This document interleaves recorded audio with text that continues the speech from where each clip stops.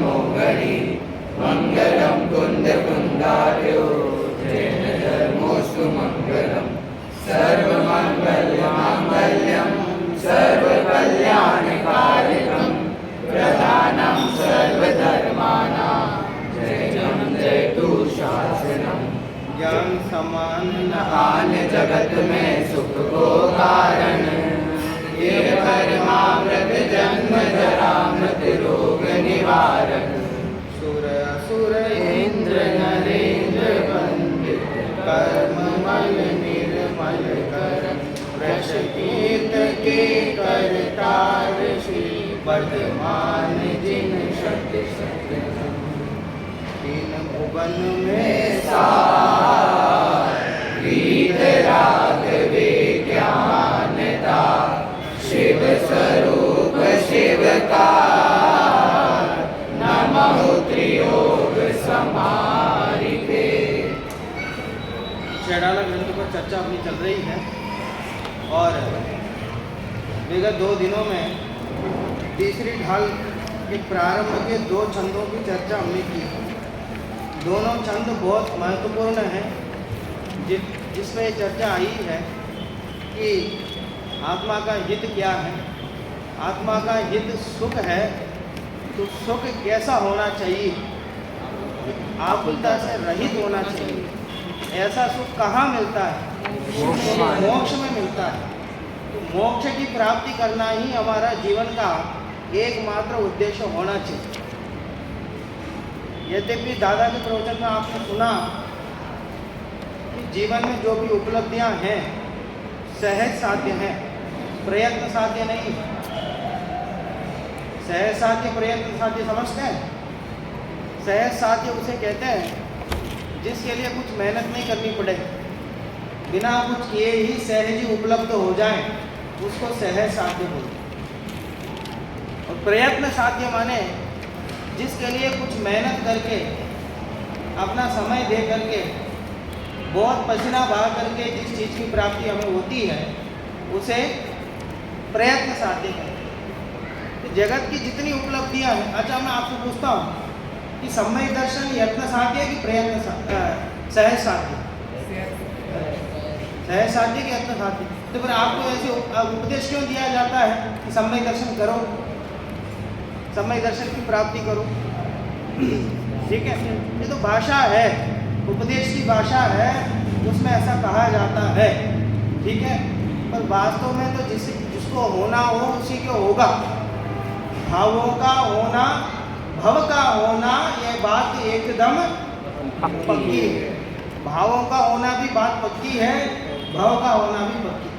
ठीक है, तो दादा ने क्या तर्क दिया इस बात के लिए? गति के अनुसार मति कि मति के अनुसार गति?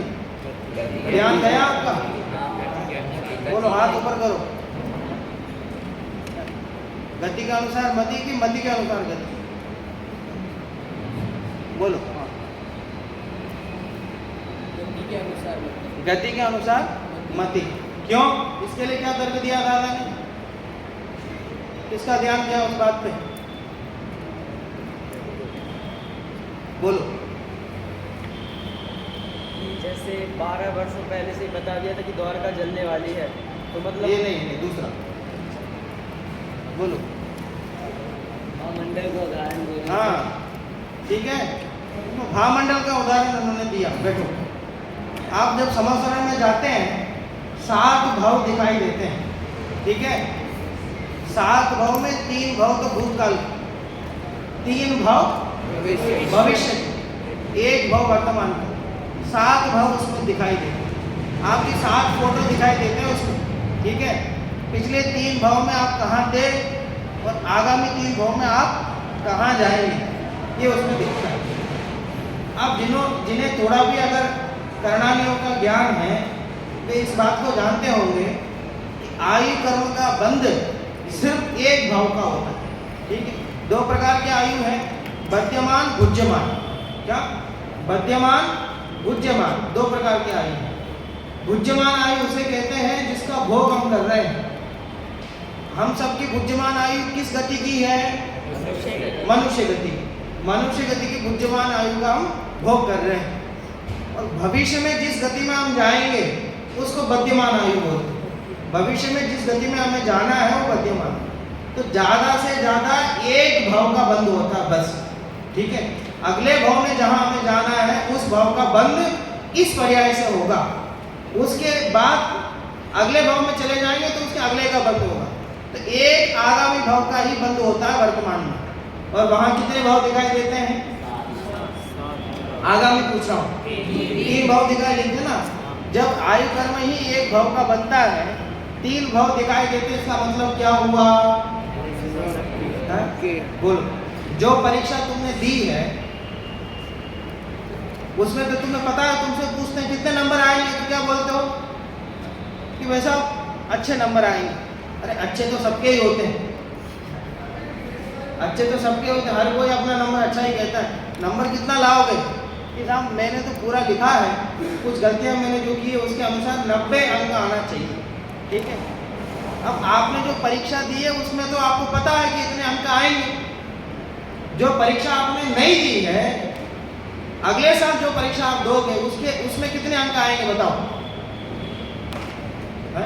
जो परीक्षा आपने अभी दी नहीं है उसमें कितने अंक आएंगे?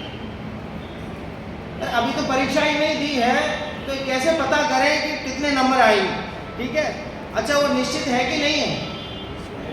जो परीक्षा आपने नहीं दी है उसमें कितने अंक आएंगे, ये बात निश्चित है कि नहीं है? बोलो, निश्चित है ना। साहब मेरे हाथ में, मैं परीक्षा नहीं दूंगा तो नंबर कहाँ से आएंगे? तुम्हारे हाथ में है कि नहीं है? अरे है कि नहीं है? है ना। अब तुम्हारा परीक्षा नहीं देना भी तो निश्चित होगा, जो निश्चित होगा वही होगा, ठीक है। बात समझ में आ रही ना। इसलिए एक भाव का आयु बनता होने पर भी 3 भाव दिखाई देते हैं, इसका मतलब आगामी सारे भाव निश्चित है, हमें पता नहीं है। तो जिस समय जो भाव होना होगा उसी के अनुसार परिणाम होंगे, ठीक है। आगामी भाव अगर हमारा मोक्ष मार्ग में जाना होगा उसी तरह के परिणाम आएंगे, ठीक है। आगामी भाव अगर हमें बिगड़ने वाला होगा, नीच गतियों का बंद हो गया होगा, तो वैसे ही परिणाम आएंगे, अपने आप ही आएंगे, ठीक है। द्वारका नगरी का भी उदाहरण इसने कहा कि साहब द्वारका नगरी का भी उदाहरण दिया है, ठीक है। अब द्वारका नगरी में भी आप देख लो जो भी घटनाएं घटी, हमें तो सिर्फ इतना पता है कि वो द्वारका नगरी जल गई है। पर 12 वर्ष पहले जब ये घोषणा भगवान नेमिनाथ ने की कि 12 वर्ष बाद द्वारका नगरी जलेगी, ठीक है। तो लोगों ने पूछा कि साहब क्यों जलेगी, किस निमित्त से जलेगी? देखो 3 तरह के लोग हुए उधर। जैसे ये घोषणा हुई उसके बाद 3 तरह के लोग, एक ने तो क्या किया, मुनि दीक्षा धारण कर। एक तरह के जो लोग थे उन्होंने क्या किया, मुनि दीक्षा धारण कर। दूसरे तरह के जो लोग थे वो श्रावक जो अनुव्रत आदि है उसे धारण कर। तीसरे तरह के लोग वो थे, ऐसे कैसे जलेगी? कौन थे? ऐसे कैसे जलेगी, ऐसे जलने नहीं देंगे। अब तुम बताओ, अब ये 3 श्रेणी के लोगों में से तुम कौन सी श्रेणी में आओ? बोलो, ठीक है। 3 श्रेणियां।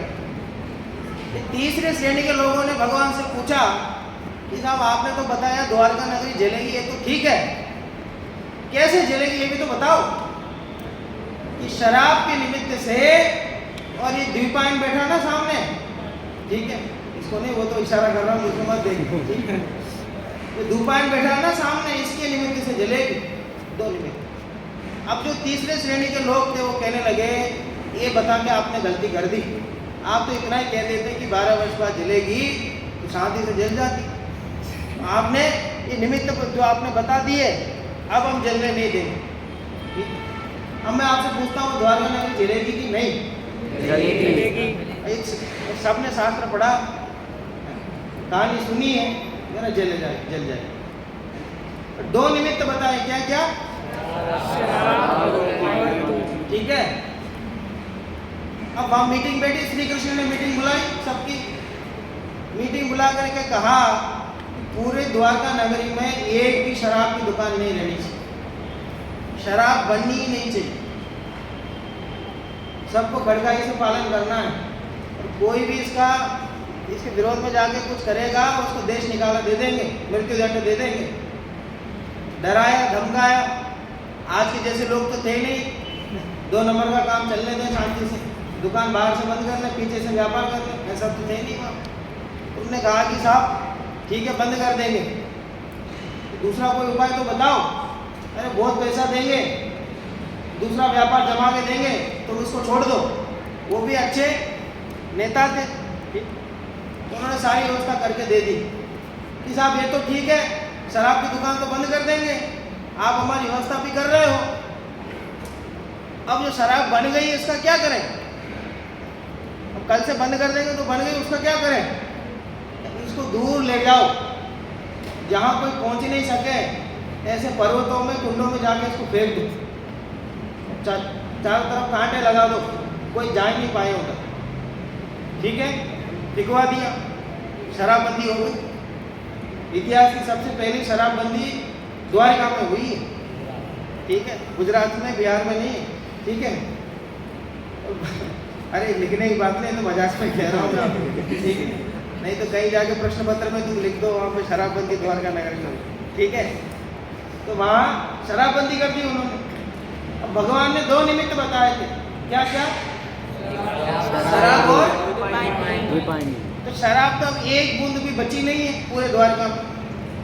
मैं आप पूछता हूँ, आपको द्वारका नगरी जलेगी कि नहीं? जलेगी। ठीक, थोड़ा जो तुमने ग्रंथ में पढ़ा उससे बाहर हट के आना और खुद विचार करना और खुद ऐसा सोचना कि तुम खुद द्वारका नगरी में बैठे हो, तुम्हारे आंखों के सामने ये सब हो रहा है। अब थोड़ा ऐसा फील करके फिर बताओ। ठीक है, अब दूसरा जो कारण बताया द्वीपायन। द्वीपायन बैठा, द्वीपायन को बहुत ग्लानि हुई। इतने बच्चे बैठे हैं ना, किसी एक का नाम लेके बता दो इसने ऐसा गलत काम किया, तो सब उसके पीछे पड़ जाएंगे। ठीक है, सब उसे ग्लानि करेंगे, घृणा करेंगे। तो द्वीपायन को भी ऐसे बताया कि इसके माध्यम से जलेगी, तो लोग भी उसे ऐसे हो गए। तो उसको खुद को ही वैराग्य आ गया कि इतना गंदा काम मैं नहीं कर सकता, द्वारका नगरी को जलाने का काम मेरे माध्यम से होगा, मैं नहीं कर सकता ऐसा, इतना पाप काम मैं नहीं कर सकता। ऐसा विचार आया और मुनि दीक्षा अंगीकार कर। मुनि दीक्षा अंगीकार करके भगवान ने क्या कहा? 12 वर्ष बाद जलेगी ना द्वारका, मैं 12 वर्ष के लिए बाहर चला जाऊँ, द्वारका के बाहर जंगलों में चला जाऊँ। ठीक है, उन्होंने डेट नोट किया कागज में और रख के चले गए। आज के बाद 12 साल बाद हमको आना है, 12 साल बीत जाए जब आना है। ठीक है, जिससे द्वारका नगरी नहीं जले। अब 2 निमित्त बताए थे, शराब तो बची नहीं है, द्वीपायन भी है ही नहीं है। अब बताओ कि 3 श्रेणी में से कौन सी श्रेणी में जाना है? बोलो, अब जलेगी कि नहीं? दोनों निमित्त नहीं बचे। अब द्वारका नगरी जलेगी कि नहीं? अब थोड़ी आवाज कम हो रही है। जलेगी। अब उसका मतलब ठंडा पड़ गया। अब निमित्त बचे ही नहीं है, जिनके माध्यम से जलना था वो तो बचे ही नहीं। अब कैसे जलेगी? बोलो, अब कैसे जलेगी? जलेगी तो क्यों जलेगी? बताओ, कारण बताओ। क्योंकि तुम अब जो बोल रहे हो जलेगी जलेगी, अब वो तो तुमने जो पढ़ा है सुना वो बोल रहे हो, निमित्तों के अभाव में वो कैसे जलेगी? बताओ, बोलो। ये सब पहले से निश्चित है, जो ऐसे निमित्त अपने आप बनेगी कि वो नगरी जल जाएगी। ठीक है, बस अब क्या हुआ? वो जो राजपुत्र थे वो कबड्डी खेल रहे थे बाहर। ठीक है, गांव के बाहर खेल रहे थे, गर्मी के दिन थे। ठीक है, अब उनको बहुत प्यास लग रही थी। प्यास लग रही थी तो पानी की तलाश करते हुए इधर उधर घूमे, कहीं पानी मिला नहीं। ठीक है, तो पानी मिला नहीं, ढूंढते ढूंढते पर्वत पर इधर उधर कहीं गए, ढूंढ ढांढ के कहीं वो शराब उनको मिल गई जो पर्वतों में उन्होंने फेंक दी, कुंडों में फेंक दी। ठीक है, शराब उनको मिली, उनको उन्होंने पी। उसके बाद उन्हें नशा चढ़ गया। इधर से द्वीपायन जो थे इनकी गिनती में भूल हो गई। ठीक है, ठीक है, ढंग से उन्होंने गिना नहीं। ठीक है, इन्होंने ऐसा समझ लिया कि 12 वर्ष पूरे हो गए, कि भाई 4 साल में एक बार दिन बढ़ते हैं। तो ये बात उनके ध्यान में नहीं रही। बस समझ लो ऐसा कुछ कारण रहा होगा। ठीक है, उन्होंने समझ लिया कि 12 वर्ष पूरे हो गए, ऐसा समझ करके वे अंदर आ गए। वो बैठे, इतने में इन लोगों ने जाके वो शराब पी ली, नशा चढ़ गया और दूर से देखा कि कौन है। अच्छा, ये तो द्वीपायन है, इनके माध्यम से तो द्वारका जलने वाली है। तो वो सारे बच्चे जो खेल रहे थे उन्होंने पत्थर उठाया और फेंकना शुरू कर दिया, और तब तक फेंकते रहे जब तक वो असहज होकर गिर नहीं पड़े, पूरे शरीर में से खून आ गया। तो बहुत क्रोध हो गया उनको। किस बात का क्रोध हो गया कि एक तो 12 साल के लिए मैं बाहर चला गया, तुम लोगों को बचाने के लिए, द्वारका को बचाने के लिए मैं बाहर गया, और तुम लोगों ने मेरे पे ही आक्रमण कर दिया। इस बात को इतने में श्री कृष्ण को पता चला, वापस आए, समझाया बुझाया, पर कुछ काम नहीं आया और द्वारका नगरी तो आखिरकार जली। अब मैं आपसे पूछता हूँ कि द्वारका नगरी भगवान ने इस बात की घोषणा करी कि जलेगी, इसलिए जली कि जलनी थी इसलिए भगवान ने घोषणा की? तो वस्तु परिणाम जैसा होना है वैसे ही उपदेश है कि वो भगवान ने कहा इसलिए होना है, सो बात नहीं, ऐसा है इसलिए भगवान ने कहा। ठीक है, इसलिए मैं बात आपको कहना चाहता हूँ, जो होना है भाव सबका होना नक्की है।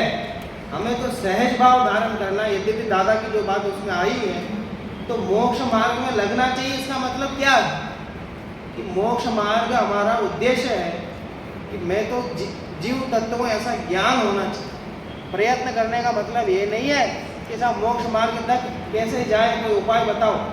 तो अपने आप को जानने का नाम ही मोक्ष मार्ग है, अपने आप में लीन होने का नाम ही मोक्ष मार्ग है। उसी से ही मोक्ष की प्राप्ति होगी। तो मोक्ष मार्ग में लगने का मतलब और कुछ प्रयत्न नहीं करना है, स्वयं को जानना है बस।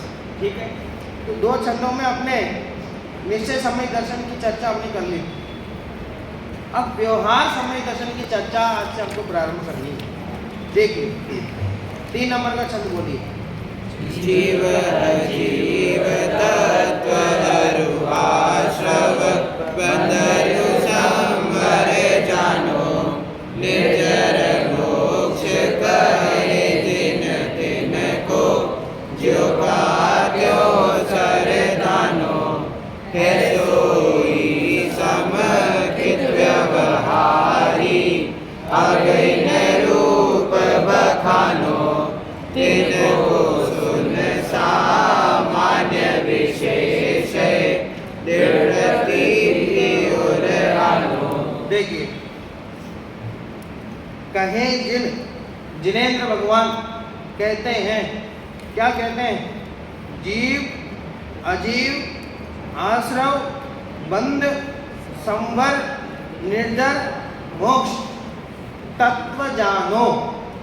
कि जिनेंद्र भगवान कहते हैं कि जीव अजीव आश्रव बंध संवर निर्जरा और मोक्ष, इनको तत्व जानो। कि 7 तत्व हैं ये। ठीक है, इनको तत्व जानो। ठीक, और तिनको माने किनको? इन 7 तत्वों को ज्यों का त्यों श्रद्धानो, कि ये जैसे हैं वैसे ही श्रद्धान करो, ये ज्यादा जरूरी है।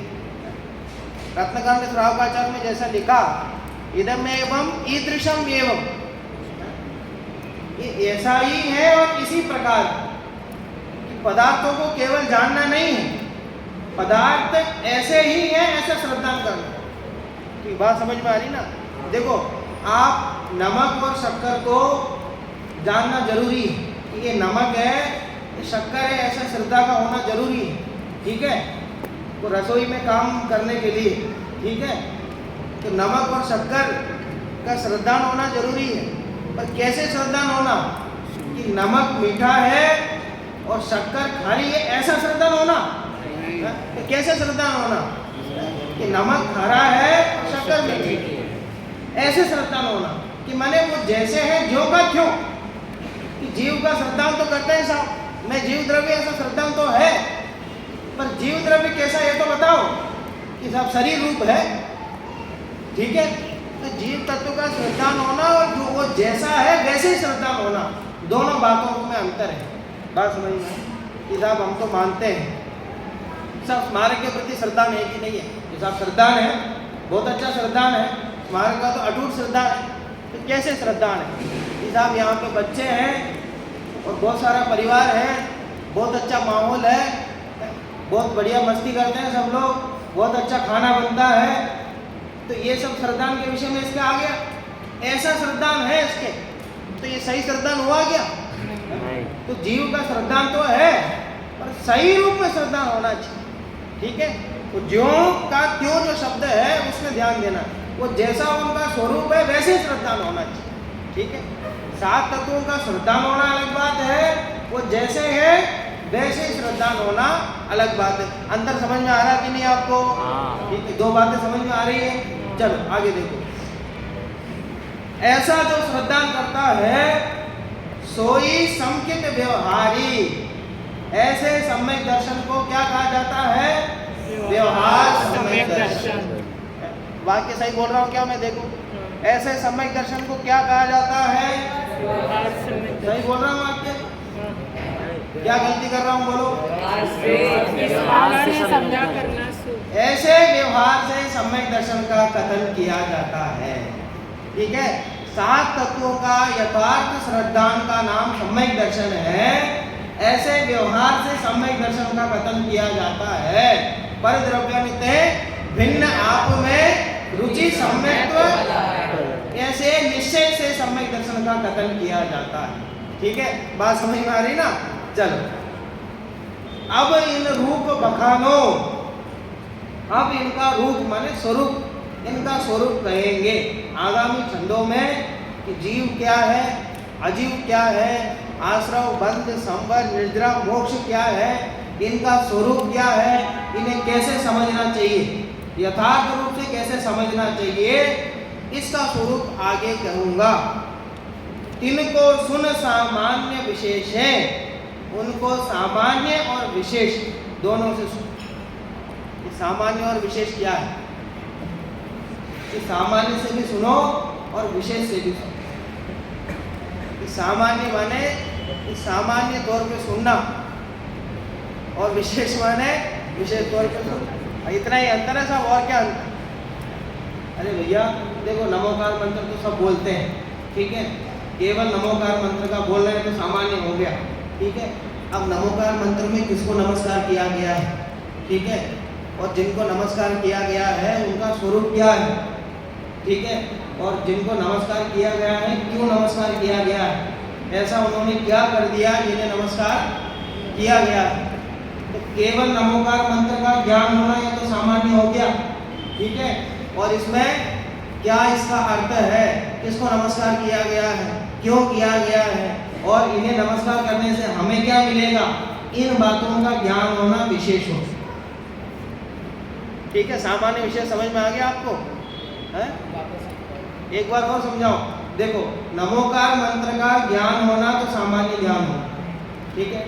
नमोकार मंत्र तो जैन कुल में कोई भी बच्चा पैदा होता है उसको सबसे पहले नमोकार मंत्र ही सुनाया जाता है, नमोकार मंत्र ही याद कराया जाता है। तो नमोकार मंत्र का ज्ञान तो है, तो ये सामान्य हो गया, ठीक है। अब नमोकार मंत्र में नमस्कार किसको किया गया है? केवल नमोकार मंत्र का ज्ञान नहीं, नमोकार मंत्र में नमस्कार किसको किया गया है, नमस्कार किया गया तो क्यों किया गया है, और इनको नमस्कार करने से हमें क्या मिलने वाला है, ठीक है। उनका स्वरूप क्या है, अनंत भगवान को नमस्कार किया तो अनंत भगवान का स्वरूप क्या है, सिद्ध को नमस्कार किया तो सिद्ध का स्वरूप क्या है, और सिद्ध से हमारा क्या लेना देना है, ठीक है। इत्यादि बातों का ज्ञान होना वो विशेष हो। तो ये सामान्य विषय समझ में आ गया आपको? तो ये सात तत्वों का सामान्य ज्ञान भी हमको करना है। सामान्य ज्ञान में क्या करना है, इनका भाई नाम क्या है, ठीक है, इनका सामान्य स्वरूप क्या है, ये सामान्य हो गया।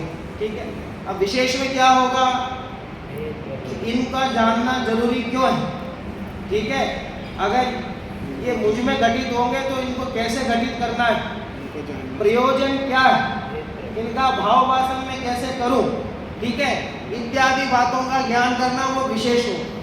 तो जब तक सामान्य विशेष रूप से किसी वस्तु को नहीं समझेंगे तो वो वस्तु समझ में नहीं आएगी। देखो उदाहरण के लिए और एक बात कहता हूँ, जैसे एक सभा चल रही है, दादा ने नए चक्र में लिखा है ये उदाहरण है। जैसे एक सभा चल रही है, आप या प्रवचनाल में सभा चल रही है, आप ऊपर बालकनी में पीछे से खड़े होकर आप देख रहे हो, तो सबको देख पा रहे हो कि नहीं, बोलो। आप खड़े हो पीछे, यहाँ पे जितने लोग बैठे हैं, वक्ता बैठे हैं, सबको देख पा रहे हो कि नहीं। आपसे कहें कि एक फ़ोटो खींच के बताओ, तो सब लोगों को कवर करके एक फ़ोटो ले लोगे ना, ठीक है। अब मैं पूछता हूँ तो 15वीं लाइन में तो सफ़ेद शर्ट पहन के कोई लड़का बैठा, उसका नाम बताओ, बताओगे? हाँ बोलो। तो अरे सब लोगों को जान रहे हो कि नहीं, वहाँ खड़े होकर सब लोग जानने में आ रहे हैं कि नहीं, पूरी सभा जानने में आ रही है कि नहीं, वक्ता से लेकर श्रोता सब जानने में आ रहे हैं कि नहीं, जानने में आ रहे हैं। फिर वो उस 15वीं लाइन में बैठे हुए किसी का नाम पूछा तो क्यों नहीं बता पा रहे हो? अच्छा कौन बैठा है ये बताओ, हाँ? तो नहीं बता पाएंगे। क्यों नहीं बता पाएंगे? अभी सभा का सामान्य ज्ञान हुआ है, समग्र ज्ञान तो हुआ है पर सामान्य ज्ञान हुआ है। जब एक एक की फोटो लेंगे कि वक्ता के पास जाएंगे तो वक्ता की फोटो, तो श्रोताओं के पास जा करके श्रोताओं की फोटो, तो एक एक इधर से महिलाओं के अलग से, पुरुषों के अलग से, बच्चों के अलग से, बुजुर्गों के अलग से, जब अलग अलग से सबकी जानकारी लेंगे तब वापस जाके ऊपर खड़े होकर के सबकी फोटो लेंगे, तब पूछेंगे कि भैया बुजुर्ग लोग कहाँ बैठे हैं, तो सब बुजुर्ग लोग यहाँ बैठे हैं, महिला यहाँ बैठी हैं, बच्चे यहाँ बैठे हैं, ठीक है। तो ऊपर से देखने पर सामान्य ज्ञान हुआ कि यहाँ पे कुछ सभा चल रही है, यहाँ पे कुछ श्रोता बैठे हैं, किसी विषय पे प्रवचन हो रहा है, तो ये तो सामान्य ज्ञान हुआ। फिर उसकी गहराई में जाके कि वक्ता ये है, इनका नाम ये है, ये विषय चल रहा है, इस कक्षा के विद्यार्थी बैठे हैं, यहाँ पे अलग अलग तरह के लोग ऐसे ऐसे बैठे हुए, इसको बोलते हैं विशेष। ठीक है, समझ में आ गया आपको सामान्य विशेष में? तो तत्वों को भी क्या करना है कि ऊपर ऊपर से नहीं देखना है, गहराई में जाके समझना है। तो सामान्य विशेष जब तक नहीं होगा दृढ़ प्रतीति नहीं होगी। केवल सामान्य सामान्य जानने से दृढ़ श्रद्धा हमारी नहीं होगी, श्रद्धा मजबूत नहीं होगी। ठीक है, अब देखो किसी ने आपको एक बोतल में जहर दे दिया, ठीक है, सुनना ध्यान से, जहर दे दिया, ऊपर कुछ लिखा नहीं, अब उसने कहा कि जहर है, तो अब आपने उसको जहर मान लिया। अभी जो पहले आपने उसको जहर माना, अब किसी ने आपके सामने उस जहर को पी के मर गया कोई व्यक्ति, आपने उसको देखा। अब पहले जब उसने बोतल दे के कहा कि ये जहर है, तब जो ज्ञान आपको हुआ, और कि कोई जहर, उसी जहर को पी के वो मर गया, उसके बाद जो ज्ञान हुआ, वो दोनों में अंतर है कि नहीं है?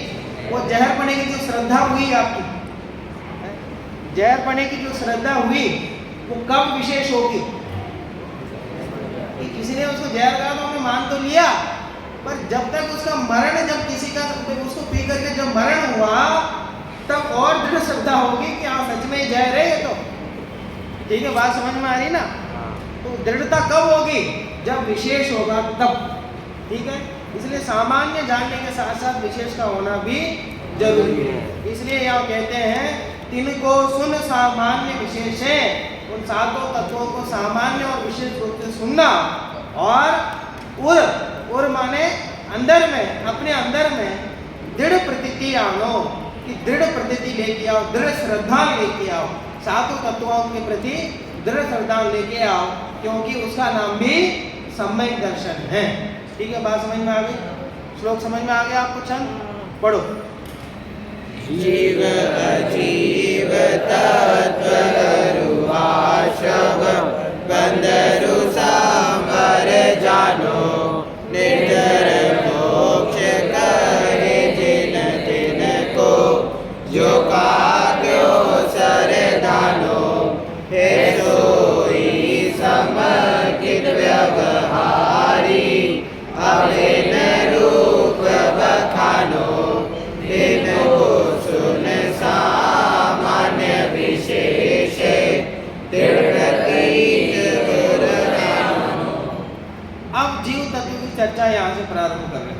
ठीक है।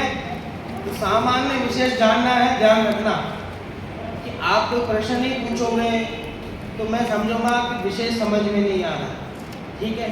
सामान्य तो सब समझ लेते हैं कि प्रश्न उसी को होंगे जो विशेष समझ, ठीक। मैं पूछूं किसी को कोई प्रश्न है, कोई कहते हैं कि साहब कोई प्रश्न ही नहीं है, तो प्रश्न नहीं है ये बात तो दो स्थिति जब हो तब ये बात बनती है, या तो सब समझ में आ गया हो या तो कुछ समझ में नहीं आया। मैं तो दूसरी स्थिति समझता हूँ ज़्यादा, ठीक। कुछ नहीं समझ में आता तो कह देते कोई प्रश्न नहीं, और कुछ समझ में आया तो कहीं ना कहीं प्रश्न होगा, प्रश्न होना चाहिए। टोडरमल जी ने लिखा जो स्वाध्याय के 5 अंग उन्होंने लिखा कि प्रश्न करना, चर्चा करना, ये प्रश्न करना स्वाध्याय का अंग है।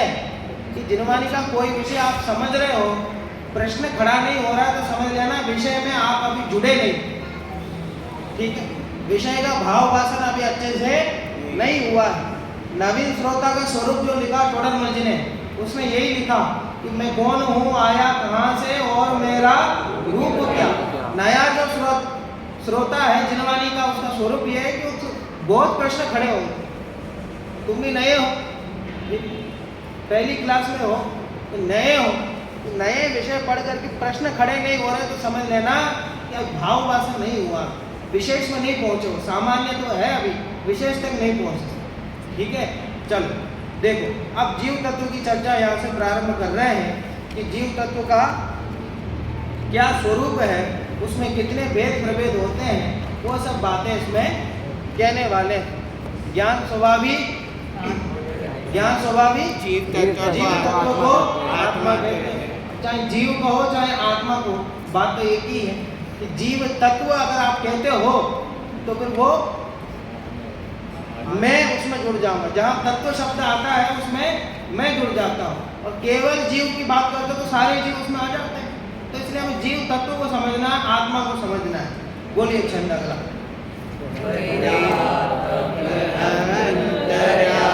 तम पर मातम जीव त्रिधा है, देह जीव को एक गिने कही, रातम तत्व मुदा है। बस देखो, पहले 2 लाइन का अर्थ करते हैं, बाकी बाद में देखो। बहिरातम, अंतरातम, परमात्म, जीव त्रिधा है। अब इसमें सीधा भेद बता रहे हैं जीव के। स्वरूप तो आपको मैंने बता दिया कि जीव का स्वरूप क्या है, ज्ञान स्वभावी है, ये उसका स्वभाव है, ठीक है। और उन्होंने पहले भी निश्चय समय दर्शन में स्वरूप तो बता दिया, परद्रव्य लेते हैं भिन्न आप में उसी कलम ने कह दिया, ठीक है। परद्रव्यों से भिन्न मेरा स्वभाव क्या है, ज्ञान में स्वभावी हूँ, ठीक है। अब इसमें भेद बता रहे हैं, व्यवहार में भेद करके समझाया जाता है, ठीक है। इसलिए व्यवहार समय दर्शन की चर्चा चल रही ना यहाँ पे, इसलिए यहाँ भेद कर रहे हैं। सबसे पहले कि जीव के 3 भेद उन्होंने किए। अब 3 भेद में जितने भी जीव हैं उन सबको उन्होंने ले लिया, ठीक है। जीव द्रव्य जितने भी हैं सब ले लिया। अब आप देखना है कि इसके अलावा कोई और जीव द्रव्य आते हैं। ये 3 भेद जो उन्होंने किए उनका अर्थ मैं बताऊंगा, फिर मैं पूछूंगा इनके अलावा भी कोई जीव द्रव्य है, ठीक है, या सारे जीव द्रव्यों को इन्होंने इसमें ले लिया है। आप ध्यान से देखना फिर बताना मुझे। देखो, बहिरातम, अंतरातम, परमात्म, जीव त्रिधा है। ये तो पहला ही पाठ आपने पढ़ा है विद्या विज्ञान में, लेकिन ख्याल में है तो ज़्यादा समय हम लेंगे नहीं इसमें, ठीक है, समझाते हुए जाएंगे। बहिरातम, अंतरातम, परमात्म 3 है। कि त्रिधा माने 3 प्रकार का है जीव। जितने भी जीव द्रव्य हैं वो या तो परमात्म होगा, या तो अंतरात्मा होगा, या तो बहिरात्मा होगा, ठीक है। अब इसमें से बहिरात्मा क्या कह रहा था साहब, बहिर आत्मा, जिसका आत्मा बाहर हो, ऐसा बाहर माने जिसका आत्मा बाहर आ गया हो, ऐसा। अरे जिसकी दृष्टि बाहर हो बहिरात्मा, जिस आत्मा की दृष्टि बाहर हो माने पर द्रव्यों में हो, जो पर पदार्थों में अपनापन करता है। पर द्रव्यों से मैं सुखी दुखी होता हूँ ऐसा जो समझता है उसको यहाँ क्या कहा? बहिरात्मा। ठीक है, जिसे अपने अंतरंग की खबर नहीं है, अपने अंतर स्वभाव की खबर नहीं है। बाहर की तो खबर है, दुनिया भर की तो खबर है, पर स्वयं का स्वभाव जो नहीं जानता है, स्वयं के बारे में जो नहीं जानता है, उसका नाम बहिरात्मा है। अपने स्वभाव को भूल करके कि मैं कौन हूँ, मेरा क्या स्वभाव है, इसे जाने बिना परिद्रव्यों में जो लीन हो रहा है, उसे यहाँ बहिरात्मा का। टोडरमल जी ने बहुत अच्छा उदाहरण दिया। जैसे कोई पागल व्यक्ति हो, वो घूमता रहता है, आपने बाजार में है, और बस स्टैंड में ऐसे व्यक्तियों को देखे होंगे ना, ऐसे पागल होते हैं जिनका कोई घर बार नहीं होता है, अनाथ होते हैं, घूमते रहते हैं, ठीक है, और उनके तन में कोई कपड़ा नहीं रहता, ठीक है, ऐसे घूमते रहते हैं। कोई भी उनको मारता पीटता है, ठीक है, कोई भी कुछ भी काम कराता है, कोई भी गालियाँ सुनाते हैं। तो ऐसा व्यक्ति कोई, किसी को करुणा आई, उसने कपड़ा पहना दिया उसको, किसी पागल व्यक्ति को किसी ने कपड़ा पहना दिया, ठीक है, कपड़ा पहन, तो कपड़ा पहनने के बाद वो पागल व्यक्ति उस कपड़े को अपना मानने लगा, ठीक है। अब कपड़े से कोई छेड़छाड़ करता तो रोने लगता, कपड़े की कोई प्रशंसा करता तो हंसने लगता, ठीक है। जिसने उस कपड़े पहनाए उसको, उसने ये सब देखा, तो एक पे उसको कपड़ा दो, ऊपर से अपने सर पे चढ़ रहा है, कभी रोता है, कभी हंसता है, कैसे काम करता है कि वो वापस आया और अपना कपड़ा खींच के लेके चला गया। तो फिर ये रोने लग गया वापस कि मेरा कपड़ा ले जा रहा है, मेरा कपड़ा ले जा रहा है। अब वो कपड़ा था किसका? है? जिसने पहनाया उसके अधीन है, और ले जाना किसके हाथ में है वापस? जिसने दिया उसके हाथ में है। पर जो पागल व्यक्ति है, उसके मिलने पर बहुत खुश होता है, उससे कोई छेड़छाड़ करे तो दुखी होता है, और उसको कोई वापस ले जाए तो दुखी होता है, ठीक है। ये पागल का उदाहरण दिया किसके लिए? टोडरमल जी ने, हम सब के लिए। किसके लिए दिया? हम सभी के लिए। कि साहब गठित करो, ऐसे कैसे कह दोगे? तो देखो, कर्मों ने ये शरीर रूपी कपड़ा हमको दिया, ठीक है, कर्मों ने शरीर रूपी कपड़ा हमको दिया, तो ये अच्छा लगता है कि नहीं हो? इससे खुश हैं कि नहीं? हमारी फोटो अच्छी आ जाए तो खुश होते हैं कि नहीं? अरे इसमें तो बढ़िया दिख रहा हूँ, ठीक है, इसमें अच्छा दिख रहा हूँ, ठीक। वो कोई कह दे तुम्हें तुम बहुत सुंदर दिख रहे हो, तो खुश होते हैं कि नहीं? ठीक है। तो ये कपड़े किसने पहना है? शरीर रूपी कपड़ा हमको, ठीक है। अब इससे कोई छेड़छाड़ करे तो दुखी होते हैं कि नहीं? कोई मारे तुम्हें, पीटे तो दुखी होते हो कि नहीं? ठीक है। और जब कर्म वापस आके कपड़ा छीन के ले जाते हैं, कब? जब आयु पूरी हो जाती है, तब कर्म आकर के कपड़ा वापस छीन के लेके जाते हैं, तब दुखी होते कि नहीं? तो मरण के नाम पे दुखी होते कि नहीं? कितने दुखी होते? अब बताओ कि टोडरमल जी ने उदाहरण किसके लिए दिया? हमारे लिए। क्योंकि उस पागल व्यक्ति में और हमारे में अंतर क्या है? उसने उस कपड़े को अपना मान लिया था, हमने इसे कर्म रूपी जो शरीर है, कर्म ने जो दिया उसको अपना मान लिया। इसलिए अंदर से तो हम भी पागल हैं। पागल माने मिथ्या दृष्टि, बहिरात्मा। तो बहिरात्मा का क्या कहना चाहिए? पर्यायवाची कोई शब्द निकालो।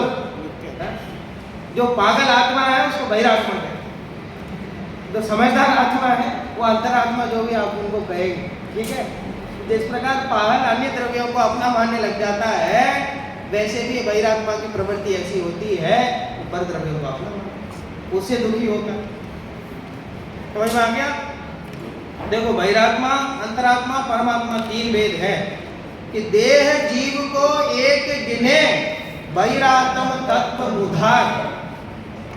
तत्व मुधाय क्या विशेषण दिया बहिरात्मा? एक प्रश्न ऐसा बन सकता है आपकी परीक्षा में, बहिरात्मा को क्या विशेषण दिया गया है, वह क्यों दिया गया? एक प्रश्न तो बन जाएगा, आपको बता देता हूँ अभी से, ठीक है।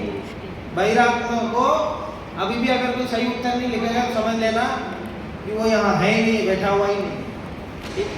तो बहिरात्मा के लिए क्या विशेषण दिया? तत्वमुधा है। तत्व माने क्या? जो जैसा है उसे वैसे ही होना, उसका नाम तत्व। जो जैसा है उसे वैसे ही होना, उसी भाव रूप होना, वो तत्व है। शक्कर में जो मिठास है वो शक्कर का तत्व है। नमक में जो खारापन है वो नमक का तत्व है। ऐसा बोलते हैं ना, जल का तत्व है, ठीक है। जल का जो शीतलपना है वो जल का तत्व है, ठीक है। तो जिस चीज में जो उसका स्वभाव है वो क्या कहलाएगा? तत्व। जो जिस भाव रूप है उसको क्या कहेंगे? तत्व। समझ में आ रहा कि नहीं? कठिन तो नहीं पड़ रहा? ठीक है। तो जो जिस रूप है उसे वैसे ही नहीं मानना, उसका नाम तत्व मुधा। मुधा माने असत्य, मूर्ख, मूढ़ता, अज्ञान, ठीक है। तो तत्व के संबंध में जो अज्ञान है उसे तत्व मुदा कहते हैं, कि जो जैसा उसे वैसा नहीं मानता। ये बहिरात्मा की ये गलती है। क्या गलती है? एक ही गलती है, बस और कोई गलती नहीं। जो जैसा है उसे वैसा नहीं मानता। तत्व मुधा शब्द का अर्थ आपसे पूछूंगा, एक लाइन में इसका उत्तर लिखो। तो जो जैसा है उसे वैसा नहीं मानना, वो तत्व मुधा है। तत्व माने जो जिस भाव रूप है उसे उस भाव रूप ही होना, उसका नाम तत्व है। तो तत्व को वैसे नहीं मानना, तत्व मुधा, ठीक है। तो कि साहब ये क्या, इसकी गलती क्या है ये बताओ? कि देह जीव को एक गिने। ये देह और जीव को एक गिनता है। गिनता माने ऐसा गिनता 1 2 3 ऐसा नहीं। गिनना माने क्या? मानना। गिनना माने क्या? मानना। देह और आत्मा को एक मानता है, ठीक है। परद्रव्यों मतलब ये शरीर तो परद्रव्य है, उसे एक मानता है। तो ये इसकी गलती है। कि साहब क्या गलती है इसमें? एक मानने में क्या गलती है? बोल, एक मानने में क्या दिक्कत है? अपने पड़ोसी को अपना रिश्तेदार मानो तो क्या गलती है उसमें? अपना जो पड़ोसी है उसको अपना मानो तो उसमें गलती क्या है? अपन तो कहते हैं ना सबको अपना मानो, अपने जैसे ही मानो, ऐसा कहते हैं ना। तो पड़ोसी को अपना मानो तो क्या गलती है? तो ये शरीर पड़ोसी है कि नहीं हमारा? बहुत गहरा पड़ोसी है, सबसे नजदीक है। ऐसा पड़ोसी है कि जिसकी दीवारें भी नहीं है, अपना घर और उसका घर दोनों एक ही है। तो ऐसे पड़ोसी को अपना नहीं माने तो उसको बहिरात्मा क्यों कहते? क्या गलती है? देखो, पड़ोसी को अपना मानने में कोई गलती नहीं है। अब तो अपना मान लिया, ठीक है। कोई दिन पड़ोसी के घर में गए, उनकी तिजोरी खुली है, जो पैसा रखे वो तुमने उठाए और अपने जेब में रख के चल दिए। तो पूछे भैया क्या बात है? ले जा रहा हूँ। क्यों? अरे ले जा रहा हूँ, ये तो मेरा ही घर है। आपने तो बोला था ये अपना ही समझो इसको। तो जब मेरा ही घर है तो पैसे भी किसके हुए? मेरे हुए। ठीक है, बात समझ में आ रही ना? अरे जो स्वतंत्रता अपने घर में है, भले एक ही घर में 2 फैमिली साथ में रहती हो तो भी उनके बीच में कुछ मर्यादाएं तो रहती है ना। कुछ तो ऐसी चीज है ना जो उनकी खुद की है, वो नहीं बांट सकते, उनमें कुछ बंटवारा नहीं हो सकता। भले ही अपना कहने में आए, भले ही अपने मानने में आवे, पर उनकी चीजें उनकी है और अपनी चीजें अपनी है। पर अपने मानने का मतलब ये है कि लोक व्यवहार के लिए कहा जाता है आप तो अपने जैसे ही। कि किसी के घर में गए, आओ साहब बैठो, चलो चाय नाश्ता करो, अरे संकोच मत करो, इसे अपना ही घर समझो। संकोच मत करना, अपना ही घर समझना इसको। तो वो फटाफट गया, वो स्टैम्प पेपर लेके आ गया। तो क्या हुआ? साइन कर दो उसमें। क्यों? आपने तो कहा था अपना ही घर समझो। तो आज ही अपन लिखा पढ़ी का काम पूरा कर लेते हैं। आज ही अपना बना लेते हैं सब। तो बोलो कौन कौन साइन कर देगा उसको? अरे तो कहने की बात है कि अपना समझो, और किसी के पास जाके सच में ही अगर वही उसका घर लेने लग जाओगे तो फिर वो भी नहीं कहेगा, फिर कल से बुलाना ही बंद कर देगा। ठीक है, तो इसलिए अपना कहना व्यवहार है, अपना मानना मिथ्यात्व। अपना कहना व्यवहार है और अपना मानना मिथ्यात्व। तो इसलिए ये बैरात्मा की गलती क्या है? ये अपना कहता मात्र नहीं है, अपना मानता ही है। तो अपना कहता रहे कोई दिक्कत नहीं है, अपना मानने से दुख ये है कि वो अपना आदि तो है नहीं, वो तो पराधीन है, परिद्रव्य है।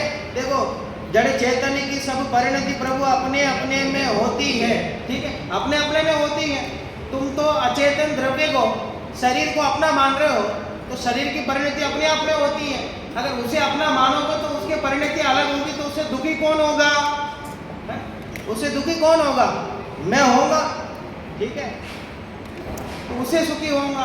तो जो अपना है नहीं उसमें अपनापन करना सुख दुख का कारण है। वो सुख माने कौन सा सुख? वो सुखाभास की बात है, वास्तव में तो दुख का कारण है। तो ये बैरात्मा की गलती क्या है? देह और जीव को एक मानता है, कहता मात्र नहीं है, मान लेता है। ठीक है, ज्ञानी यद्यपि व्यवहार से ज्ञानी भी कहते हैं शरीर को अपना, पर कहते बस है, मानते नहीं। पर ये अज्ञानी बैरात्मा मानता है। ठीक है, चलो अब आगे की 2 लाइनें बोलो। ब्रह्म जगन के अंतर आत्म ज्ञानी द्विविध संग बिन सदुपयोगी मुनियोत्तम निज ध्यानी। अब बैरात्मा की बात हो गई। अब बैरात्मा से जो विपरीत है वो अंतरात्मा है। अंतरात्मा है जिसे अपने अंतरंग का ज्ञान हो गया है, अपने आत्मा में लीन हो गया है जो। ठीक है, और यूं सरल भाषा में कहो कि जिसे स्वद्रव्य परद्रव्य का अंतर समझ में आ गया है। अंतर समझ तो, अंतर माने कि दोनों में डिफरेंट क्या है, कि स्वद्रव्य कैसा मतलब मैं कैसा हूं और परद्रव्य कैसे हैं। ये अंतर जिनको समझ में आ गया है उसे क्या कहते हैं? अंतरात्मा। ठीक है, तो दोनों में पहचान हो गई कि ये अपना घर है, ये पराया घर है। तो अपनापन कहाँ बढ़ेगा? अपने घर में। अपने घर में अपने आप अपन रहने लग जाएंगे, लीन होने लग जाएंगे। तो दोनों में अंतर हो गया अभी, उन्हें अंतरात्मा। ठीक है, देखो अब अंतरात्मा के 3 भेद बतलाए उन्होंने, उत्तम, मध्यम और जगन्य। त्रिविध के अंतरात्म ज्ञानी। ज्ञानी शब्द लगा दिया, ज्ञानी है। ज्ञानी अज्ञानी की परिभाषा क्या है? जो ज्ञान स्वभाव को जान लिया, जिसने अपने ज्ञान स्वभाव को जिसने जान लिया वो ज्ञानी, और जिसने अपने ज्ञान स्वभाव को नहीं जाना वो अज्ञानी। ठीक है, ज्ञान अज्ञान अलग ज्ञान। तो जिसने ज्ञान स्वभाव को जान लिया ज्ञानी, और जिसने ज्ञान स्वभाव को नहीं जाना अज्ञानी। ठीक है, तो यह ज्ञानी की बात है। अब देखो, अब इसमें उत्तम, मध्यम, जगन्य 3 भेद किया ना। अब 3 भेद में द्विविध संग बिन शुद्ध उपयोगी निज ध्यानी मुनि।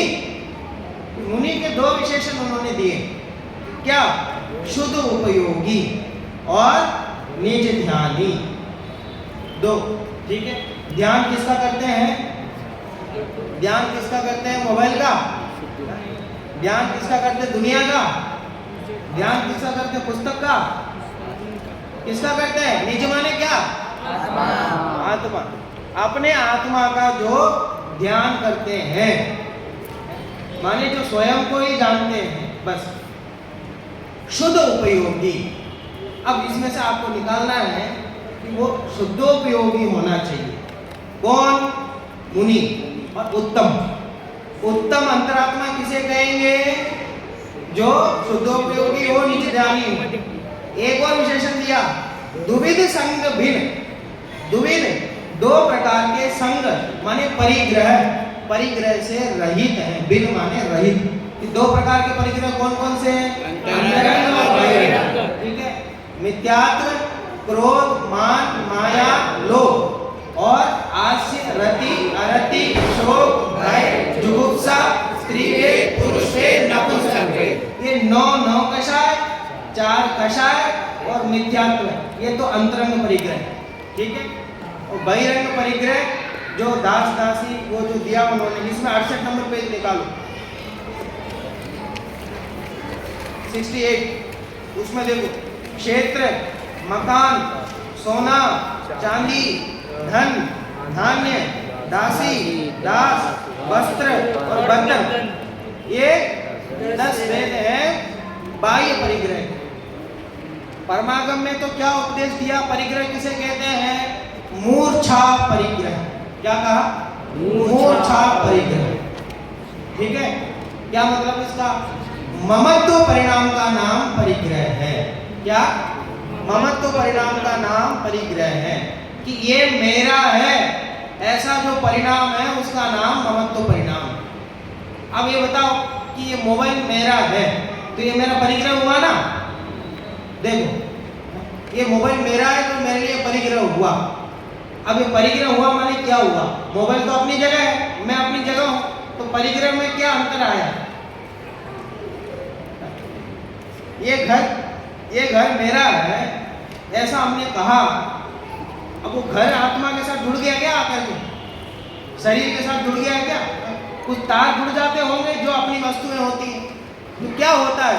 अरे बाह्य वस्तु में तो कोई परिवर्तन नहीं होता है कि ये मेरा है, ऐसा ममत्व परिणाम हो जाता है। बस परिग्रह तो बस उसी का नाम मूर्छा परिग्रह।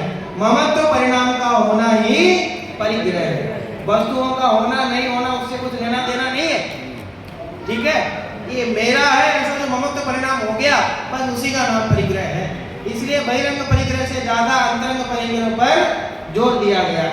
अंतरंग से परिग्रह के प्रति ममत्व बना अगर नष्ट हो गया तो बहिरंग से अपने आप हो जाए। ठीक है। तो 3 विशेषण दिए मुनि के लिए। क्या क्या विशेषण? पहला निज ध्यानी, जो अपना ध्यान करते हैं, और शुद्ध उपयोगी, और तीसरा 2 प्रकार के परिग्रह से रहित। ठीक है। उनको उत्तम अंतरात्मा कहते हैं। अब ये गुणस्थान के हिसाब से आप लगाओगे तो कौन से गुणस्थान से लगाना होगा? ऐसा नहीं, हाथ ऊपर करो। प्रशिक्षण किया ना तुम लोगों ने? बोलो।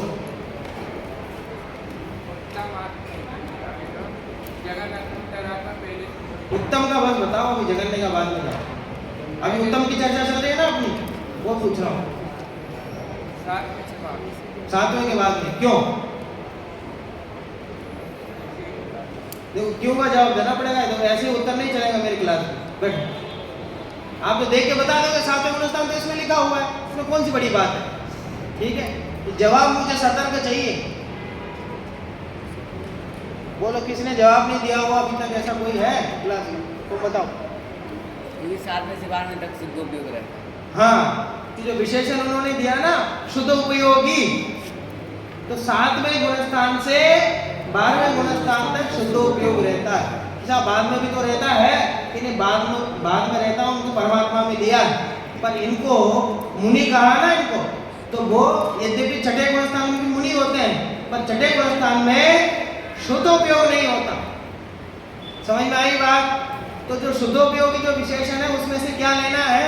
7वें गुणस्थान से लेकर के 12वें गुणस्थान तक जो मुनि है वो क्या कहलाएंगे? बोलो जोर से। उत्तम अंतरात्मा। उत्तम अंतरात्मा। ठीक है, उत्तम अंतरात्मा कहलाएंगे। अब बोलो पूरा छंद आप समझते हो? बहिरात्म अंतरात्म परमात्म जीव त्रिधा है।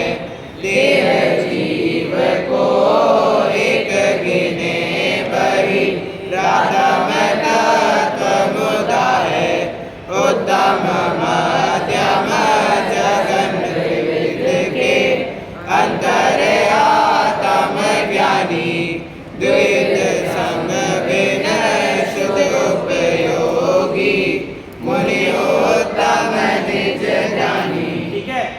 तो बहिरात्मा का स्वरूप हमने देखा, अंतरात्मा के 3 भेद में से एक भेद बस देखा है, 2 भेद अब कल देखेंगे। उससे पहले व्यवहार समय दर्शन की चर्चा हमने देखी, ठीक है, और सामान्य विशेष के बारे में हमने समझा था, ठीक है। अब बोलो, दोनों शब्द बोलो आज के। जीव तत्व रूपाश्रव गंधर्व सांवर जानो निर्जर मोक्ष कहे तिनको जो कात्यो सरदानो ऐसो ही समकृत व्यवहारी अपने रूप बखानो तिनको सुन सामान्य विशेष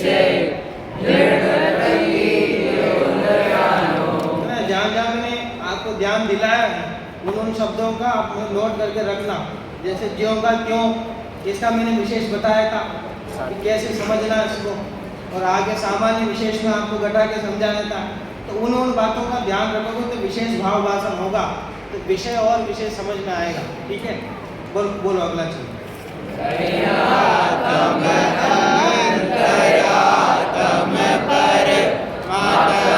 जीव त्रिधा है, देह जीव को एक गिने वही रातम तत्व मुदा है, उत्तम मध्यम जगन त्रिविध के अंतर आत्म ज्ञानी द्विविध संग शुद्ध उपयोगी मुनियोत्तम निज ज्ञानी। ठीक है, कोई प्रश्न बोलो। आप ये वो आयु कर्म के 2 भेद बताए थे, एक बंधमान और एक बुद्धिमान। ये बंधमान क्या है? बद्यमान माने जो बंधा हुआ है, अगले भाव के लिए जो बंध गया है। जो श्रेणी राजा है, अब वो मतलब मनुष्य में थे तो वो तो हो गया बुद्धिमान आयु, और आगामी कौन सा भाव उनको हुआ था बंद? उस समय नरक का बंद हुआ था, तो वो बद्यमान। और कोई प्रश्न किसी को? ठीक है, हाँ बोलो फटाफट, बैठे बैठे बोलो। हाँ, चौथी लाइन समझ में नहीं आई। कौन सी चौथी वाली अभी अलग से समझ लेना। ठीक है, द्विविध संग बिन शुद्ध उपयोगी मुनि उत्तम निज ध्यानी। ये जो उत्तम अंतरात्मा की बात है, उत्तम माने 3 भेद किया था ना अंतरात्मा को। उत्तम अंतरात्मा कौन है? कि मुनि है। कैसे मुनि? जो निज ध्यानी है, शुद्ध उपयोगी है, और 2 प्रकार के परिग्रह से रहित है। 3 विशेषण उन्होंने दिया, ठीक है। तो शुद्ध उपयोगी की में से हमने अर्थ निकाला था 7वें गुणस्थान में से 12वां गुणस्थान, ठीक है। चलो, हो गया।